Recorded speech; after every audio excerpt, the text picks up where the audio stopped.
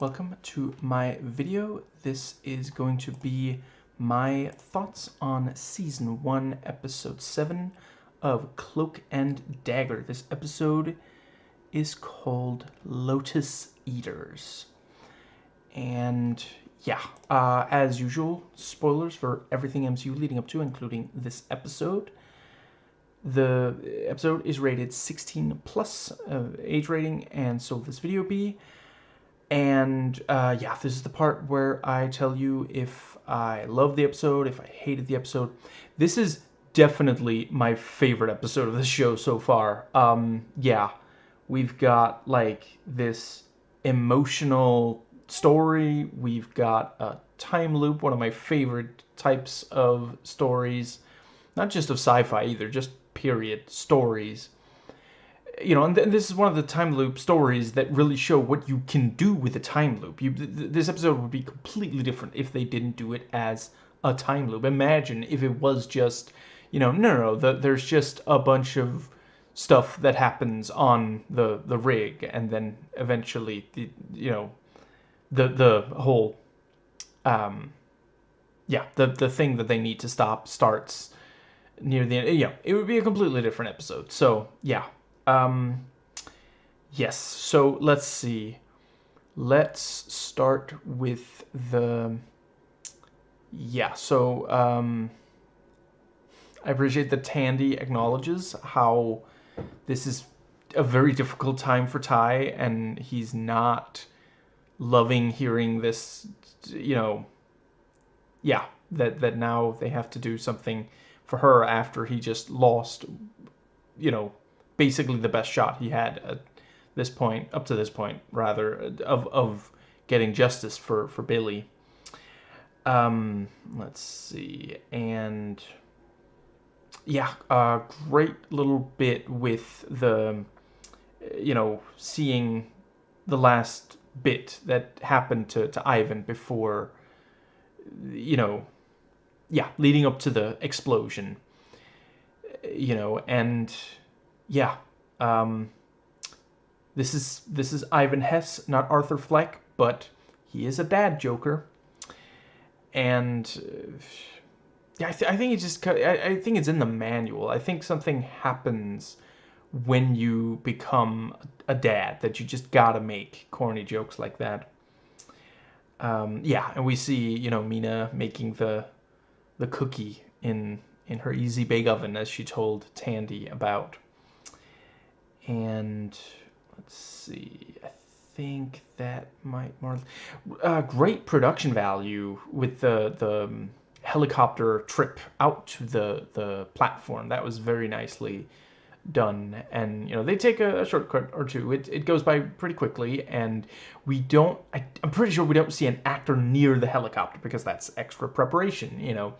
And it also makes it feel, you know, we're getting to the point quickly. We don't need to see him open the door, get out of the helicopter. You know, this has been made like during the 60s. You know, there was a time when Hollywood basically operated on the notion of, no, if people don't see someone walking up to a door, opening the door, closing the door, and then walking away from the door, if we just cut from them being on one side of the door to the other side of the door, they are not going to be able to understand what happens. And fair enough, there might have been some truth to that back then, but today it's, yeah. You know, and you know, they would, the more talented of the filmmakers would do what they could to make it interesting, like have some good dialogue during the walking up to the door, opening the door, walking through the door, closing the door, that whole thing. Yes. Yeah, love the father-daughter relationship stuff in this. Just Mina and Ivan together, so sweet. Just and it feels so genuine. Like in real life, we know these are two actors. You know, they worked together on this for, I mean, considering the length of their scenes, probably just days, possibly even only a single day of shooting. You know, but they feel like they've known each other, you know, her whole life. Yeah. Let's see, but yeah, also great father-daughter stuff with grown-up Tandy and her father on the phone. Yeah, let's see, I like Ty pointing out is that, did you do this often? Just break into hospital rooms and, you know, sneak up on coma patients. And let's see. I also quite like later in the episode when he's like, no, that's wrong. Every word in that sentence, you know, amazing. Every word of what you just said was wrong. You know, that was that a Joss Whedon? Did Joss Whedon like drop by for 5 minutes, wrote a single line of that? That felt very Joss Whedon-y. And let's see, yeah. So they do manage to get inside, you know, first Ivan's mind, and then through the door into the rig. And I appreciate the little detail. You know, I think it's Tandy who says like, "Can you hear me?" And he's like, loud and clear. Because normally they can't. You know, when one of them goes into the mind of another person, usually they're invisible and untouchable in this whole thing, which I also quite appreciate. That added a level of danger, that inside Ivan's mind there actually is something. I appreciate that by the end of the episode we still don't know exactly what, you know, they just say, oh, I think something was released on this rig by the drilling, and it, you know, yeah, I think it's Ivan who says, you know, they became terrors. You know, so yeah, obviously that is going to be a thing, hopefully revealed before the... I forget if the show was canceled or it ended on its own terms. But yeah, I kind of feel like they should get at least somewhat into it before the end of this season, since so much has... So far, the entire season has been about the rig and all the things that happened, that came as a result of the rig. It's ground zero. So... let's see, what's the other thing? And yeah, I mean, that is the whatever came out of there is what gave them their powers. I'm fairly confident in saying. Yes. So the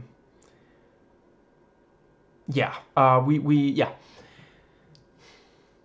I appreciate that one of the things that Ivan kept intact was his dad humor. You know, he's yeah. You know, French is a funny language. We, yeah, he's not wrong. It is a funny language. And let's see, yeah. We have the let's see. Yeah. We realize quite quickly that it's dangerous to be on the rig. You know, they various people attack, and I like the detail that, you know, it's easy, the power use is easier on the rig, which I guess might also be part of how Tandy gets so good. You know, usually she can, like, if she's holding on, she can to the dagger, she can make the dagger and make it disappear. By the end of this episode, at least within the Ivan's mind, she can toss the you know, that is, yeah, that's an upgrade. Let's see, yeah, very tense fight. I love how dark this show is willing to get. Like, it's pretty messed up, these, you know, the chain and the axe. Like, you know, love the MCU movies. In some of them, it's like people punching each other, which is cool to watch, but it doesn't quite have the same sense of danger. But here it's like, okay, they have to not get hit or they will be very badly injured, you know. And let's see, I'm not saying the MCU movies never get dark, just the show is very consistently willing to get dark with these. Also, several action scenes in this, more action scenes than a number of other episodes of this show. I guess it is technically a bottle episode, isn't it? And yeah, they get past the terrors and get to the office with Ivan, and I appreciate, you know, because of the flashback we saw earlier in the episode, we know, yeah, this is where he's been for all the, you know, this is the last place he was by the end of the flashback before the loops.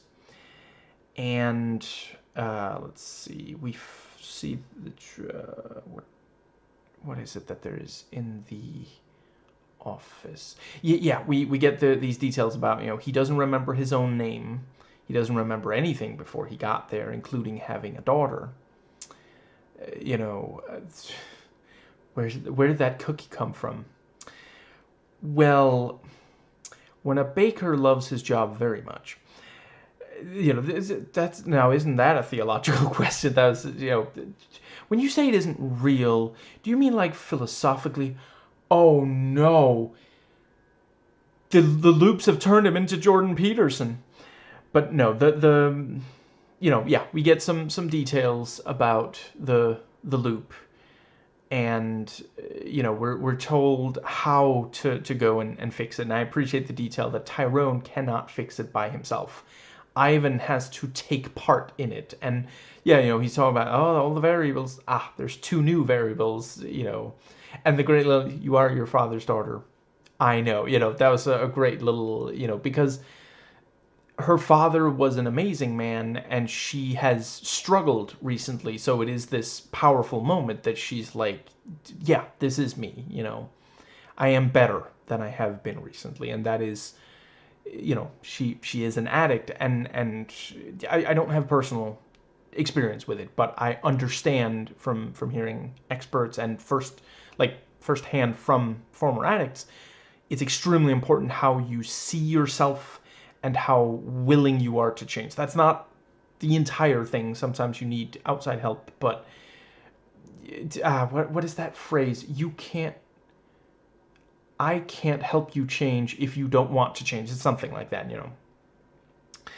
Let's see. But yeah, once they're there to fight off the terrors, yeah, he's able to do it.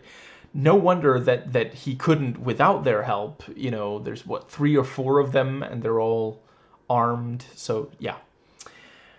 Let's see. Yeah, we have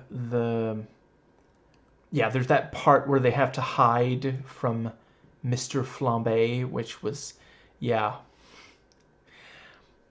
I mean, Ivan has been in this loop for so long. I don't blame him for forgetting the name Freddy Krueger. I mean, that's got to be an intentional reference, right? Inescapable nightmare with this kind of supernatural-y horror vibe, and like there's some ability to take control over the dream. It's a Nightmare on Elm Street scenario, in part. Let's see. Yeah, the thing with the phone call, there's just this angry guy on the other end. I will say I did feel like it took a little long for Tandy to I'm sorry, but the audience knew the moment that I realized she didn't see the flashback. She was probably out getting snacks while that part of the episode was. No, I don't know. It just she knows that her father was talking to someone, and there's a phone ringing. I don't know. I feel like it would be you'd pretty quickly jump to that conclusion. I don't know. Maybe she was in denial. Maybe she's just felt so much like she'll never talk to him again. That kind of thing. But that was great, and the hanging up and the unplugging of the phone, that's just, which I appreciate. At one point she says, "Don't touch that phone, don't touch that dial," and so he unplugs it, which I half expected him to say, "I didn't touch the phone," stop hitting yourself, I'm not touching you, that kind of thing. That was, yeah. But that was also super dramatic, which, she pulls a weapon on him and even attacks multiple times, let's see. But yeah, she picks up the phone and is able to talk to him. And I love the fact that the repeats, the memories and progress, some of the progress are iterative. I appreciate that the progress in the core room. Where's the core room? By the core? I appreciate that they can just continue the conversation, which again, big plus for a loop story. Some loop stories, time loop stories are great that don't have it, to be fair. But yeah, you know, they're able to continue talking to him, and he's like, oh, you're back, you know, that whole thing. But yeah, you know, she's able to have several conversations with him, and you know, refuses to leave, lies to Ty about going home. You know, she was never intending to let go. She just figured if I tell him I'll go, he'll get off my back about it, you know. And, you know, yeah, Ty comes back and he's like, why are you such a good liar? And yeah, you know, he can't get, yeah, he has to convince her within Ivan's mind. He can't pull her away from Ivan or Ivan away from her. And I quite appreciate, you know, scientific method. You know, he tried everything before. Did he just really not want to have to talk to Tandy again? Anyway, but yeah, you know, he goes back and she says she's been there at least 200. You know, she lost track after she got to 200. Now we know it's about 2 minutes because we're told, you know, oh, in a minute and 47 seconds. You know, so it's got to be around 2 minutes at least. 2 times 400. You know, yeah, 400 minutes. That's like 6 hours and change at least. Even though from Ty's point of view, from a certain Ty's point of view, it was like a minute or so. You know, so yeah. And you know, earlier we were told Ivan, you know, he said, you know, he counted to 100,000 and then he kind of, you know, which, what's that ridiculous trend about people, you know, trying to make plane rides really difficult, saying they counted to 2 million, and you know, one person got like fact checked about, we don't even fly for that long. What are you talking about? By the actual airplane company, airline, not yeah, whatever. Yeah, you know, yeah, Ivan must have been there, you know, must have seen a just basically unfathomable, like impossible to understand by the human mind. Yeah, number of, you know, loops. So yeah, no wonder that he's in the state he's in. No wonder he's forgotten everything. You know, Tandy forgot some things in just the 6 hours. And let's see, we have the yeah, and he's also a little bit loopy, as it were. Let's see. Right, I quite like that you know, he gave them all nicknames. You know, Mr. Flambe, Axie, and Cheney. And he talks about, you know, oh, you really want to avoid them. Ah, yeah. If you can, try to avoid Cheney. Such a dick. Shoot you in the face and make you apologize for it. Now,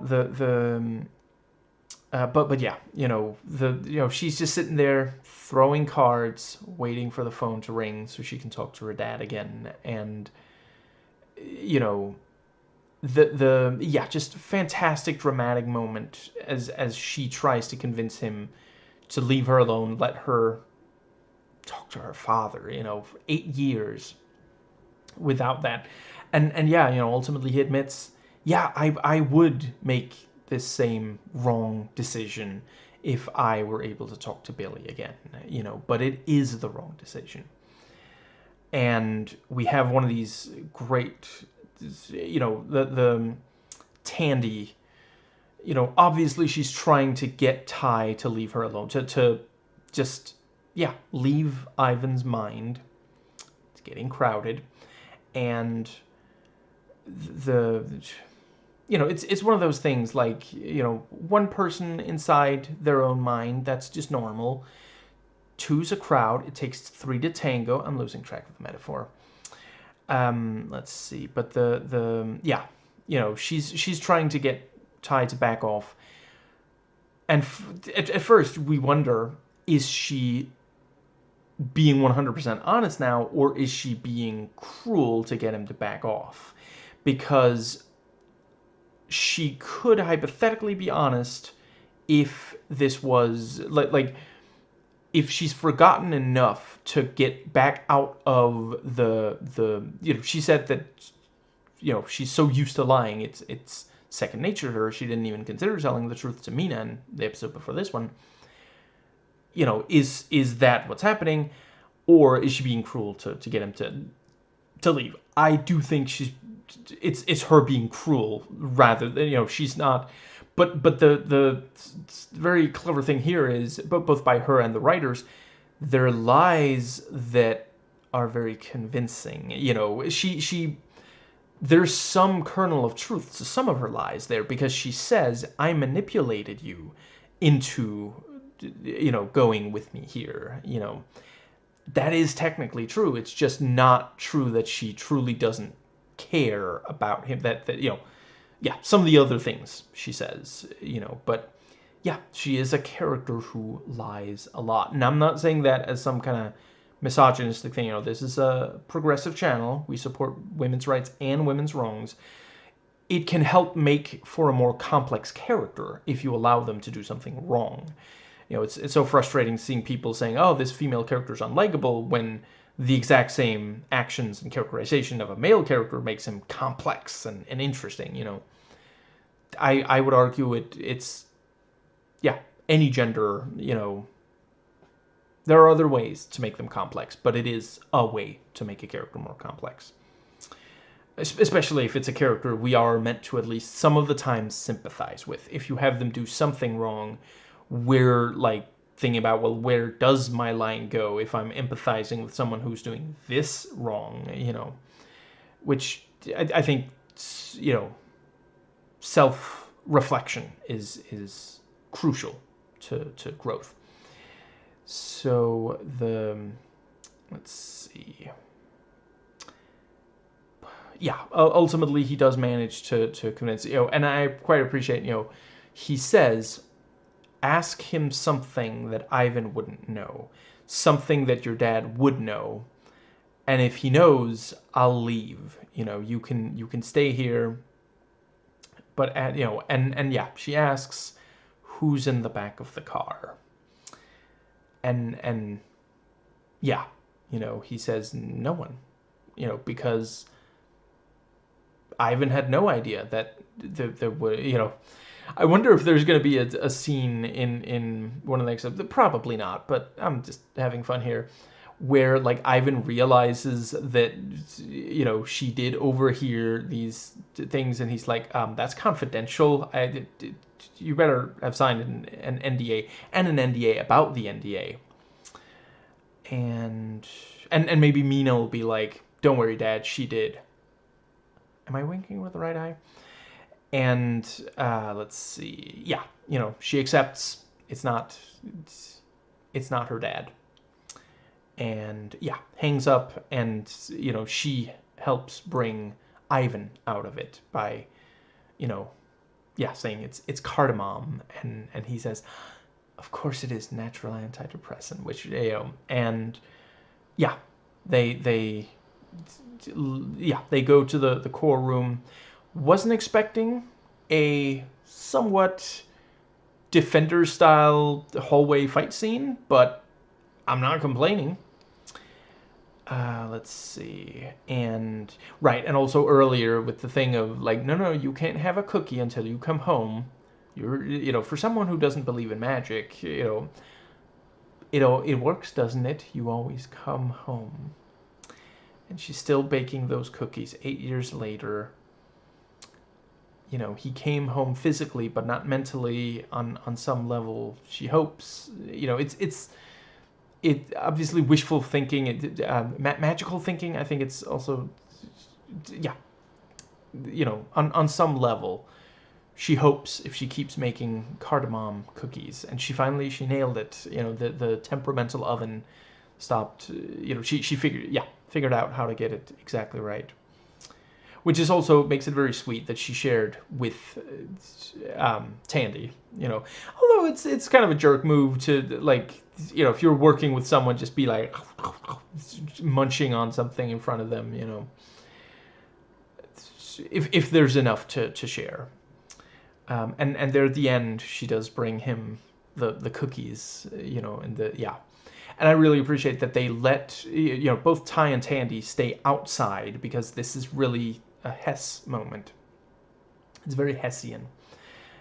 And I'm thinking in one of the next episodes where they're gonna talk to Ivan and get some information about what happened on the rig. Let's see. I really thought they did a great job on the terrors, like the acting. They really do have this kind of, I guess not quite zombie, but possessed kind of feel to them. They feel mean, really, really harsh and unpleasant and scary.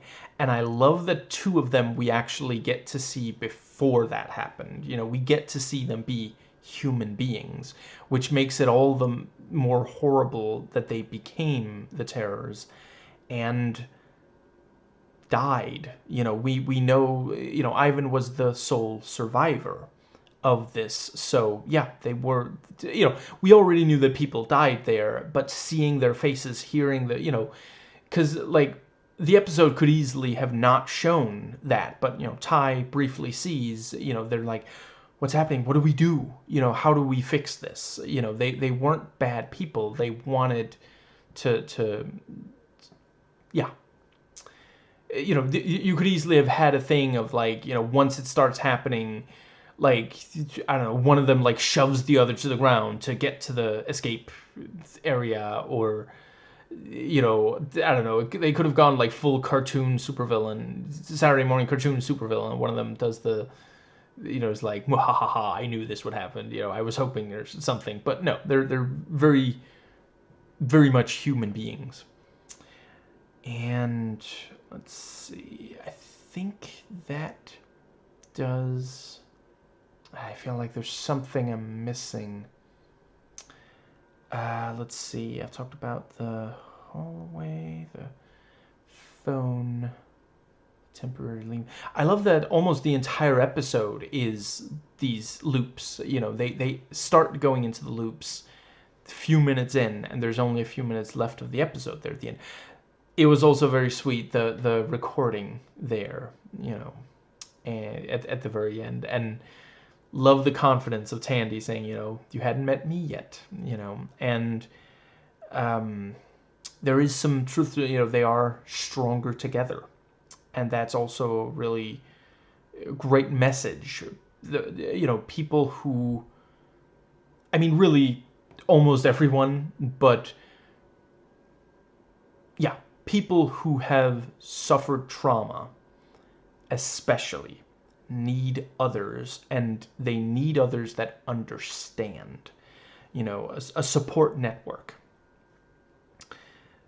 Yeah, so really appreciate that. There's a lot of comic book superheroes media I love where they're very much like these stoic loners, and I really appreciate these stories where it's several people working together.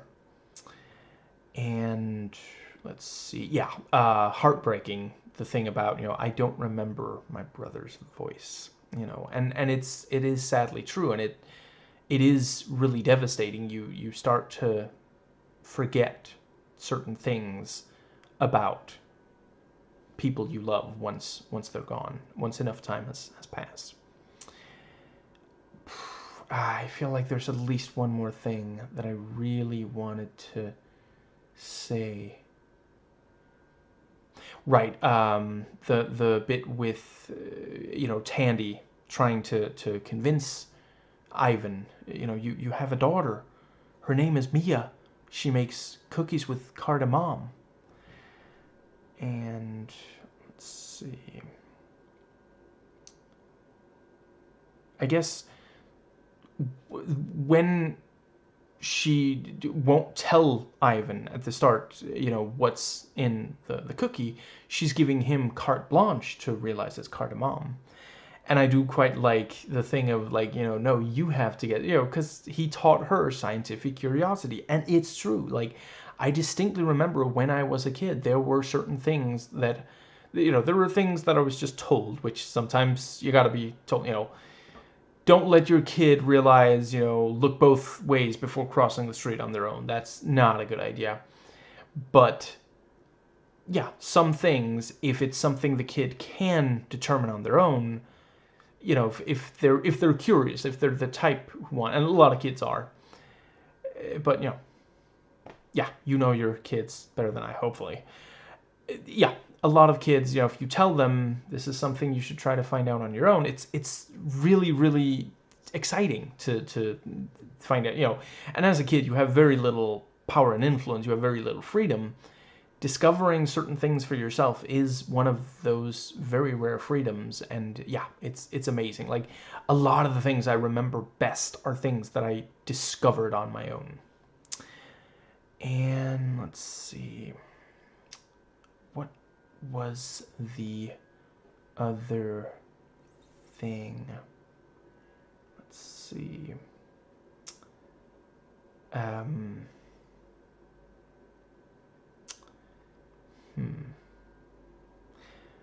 Right, I appreciate the you know, the phone call. Like, at this point, for Ivan, it's a nuisance. You know, there's a really angry guy on the other end of the line. You know, the phone always rings half, you know, half, yeah, at the halfway point. Halfway to what?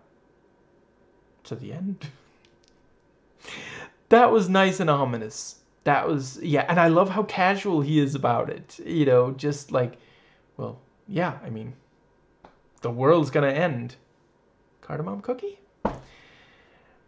And but yeah, you know, to him it's an annoying, angry guy on the other end of the line. But to Tandy, you know, she's wanted to hear his voice for so long, to be able to have a conversation with him for so long.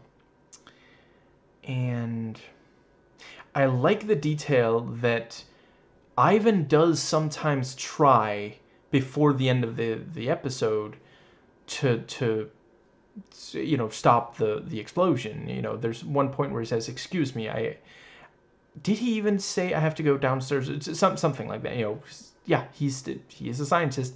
Every time he sees, oh, this is a new thing, you know, he's willing to try again to stop the core.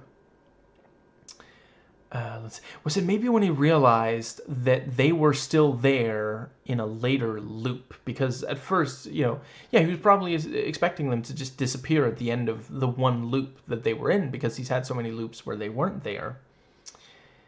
And I think that might more or less...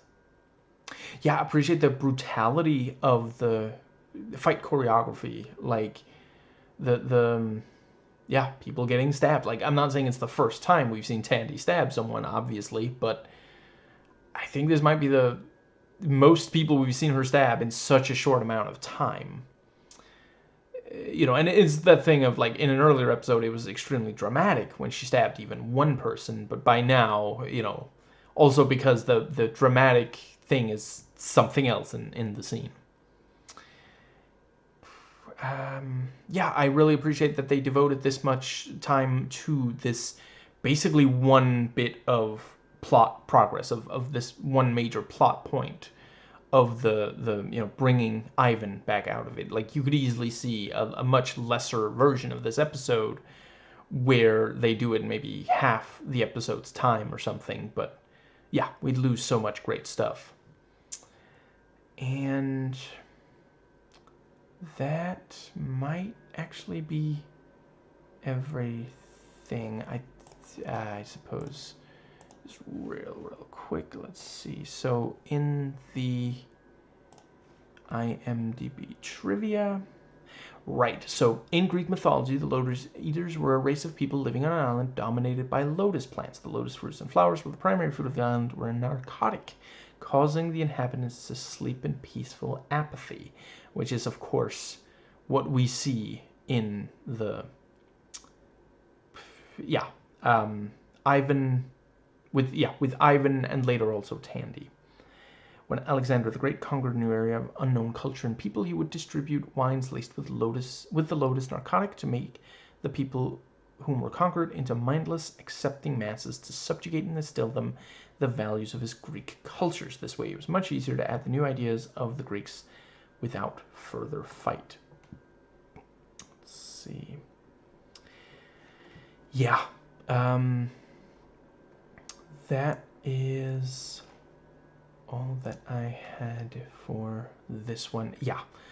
Really, really loving the show. Let's see. I think there's 3 episodes left of the season, so hopefully I'll be able to finish this season within days. And yeah, really, really excited to see what the where they're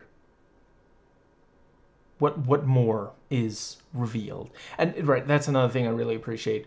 You know, if all that had happened in this episode was Ivan being brought out of it, then we wouldn't really have learnt anything new as such. But the terrors, that was new. You know, whatever they were drilling, you know, part of it was this, like, gas that possesses, or yeah, this thing that possesses people. Something was freed. I suppose there's some chance it's Cthulhu, and BP will have to apologize again.